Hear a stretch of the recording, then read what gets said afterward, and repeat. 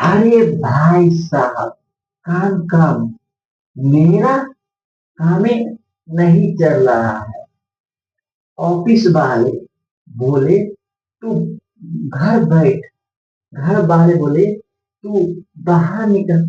तो मैं सोच में पड़ गया कि क्या करूं। किसी ने सलाह दी कि तू बनारस जाएगा तो सब कुछ ठीक हो जाएगा।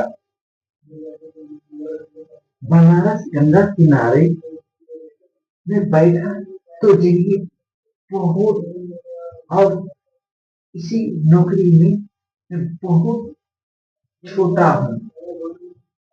पंडित जी बोले बेटा, यह मोक्ष ले आते हैं, तू बस मोटिवेशन ले जाते हो।